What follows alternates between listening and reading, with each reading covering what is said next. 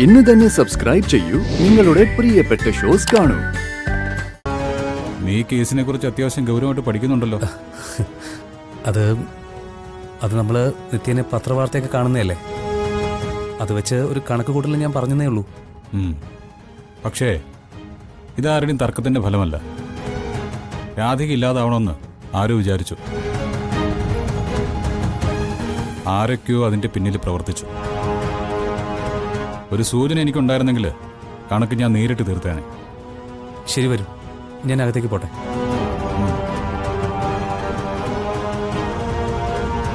ഗൗതം,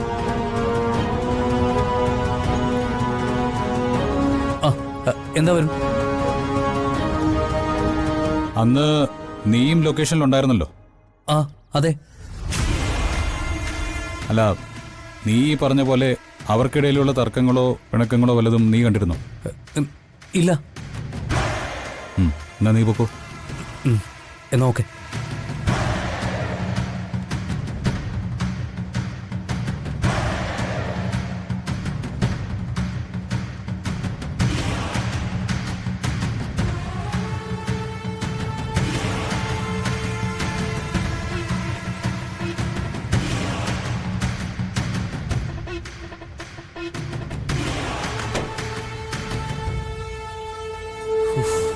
എന്താടാ?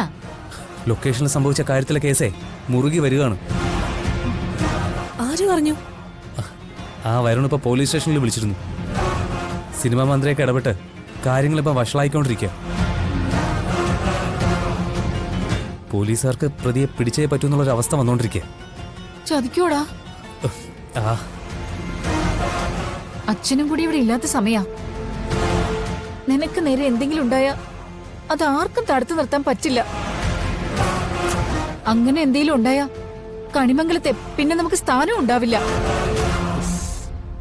പണം കൊടുത്തോ സ്വാധീനിച്ചോ ഈ അന്വേഷണം അവസാനിപ്പിക്കാൻ പറ്റുമോ? പണം ഞാൻ തരാം. അതൊന്നും നടക്കില്ല.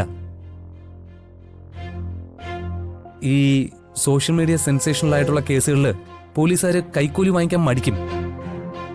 അപ്പൊ പോലീസുകാർ വന്ന് നിന്നെ അറസ്റ്റ് ചെയ്തോണ്ട് പോകുന്നത് ഞാൻ കാണേണ്ടി വരുമോ? ഞാൻ അത്ര ബുദ്ധിയില്ലാത്തവനൊന്നും അല്ലല്ലോ അമ്മേ. രാധികയെ കൊല്ലാൻ ശ്രമിച്ചവർക്ക് പ്രിയങ്ക പണം കൊടുക്കുന്ന ദൃശ്യം എന്റെ ഫോണിലുണ്ട്. എത്ര വിദഗ്ധനായ ആള് പരിശോധിച്ചു നോക്കിയാലും എന്റെ നിഴല് പോലും കാണില്ല. എന്ന് പറഞ്ഞ കുറ്റം തലയിലേക്ക് വരുമെന്ന് തോന്നിയ പ്രിയങ്കയെ ഒറ്റുക എന്നുള്ള ഒറ്റ മാർഗേ ഉള്ളൂ നമ്മുടെ മുമ്പില്. അതില് നമ്മൾ അങ്ങ് ഉറച്ചു നിന്നാ മതി. ശരിയാണ് ഗൗതം. ചേച്ചിയെ അനിയത്തിയെ ഒരുമിച്ച് തീർക്കാന്നുള്ള ഉദ്ദേശം നമുക്കുണ്ടായിരുന്നു. ഒരുത്തി രക്ഷപ്പെട്ടെന്ന് കരുതി അടുത്തവളെ കൂടി രക്ഷപ്പെടുത്തണമെന്നില്ലല്ലോ. ആദ്യം ആ പ്രിയങ്ക പോട്ടെ. രാധികയുടെ കാര്യത്തില് ഇനിയും സമയമുണ്ട്. കൽപ്പനെ, ചെറിയമ്മ മിണ്ടാതിരിക്കെ. പെട്ടു പോകില്ല എന്ന ധൈര്യം ഗൗതമിനുണ്ടെങ്കിൽ നമ്മൾ അവന്റെ കൂടെ അങ്ങ് നിന്നാ മതി. ഒരു കുഴപ്പവും ഗൗതമിനുണ്ടാവില്ല.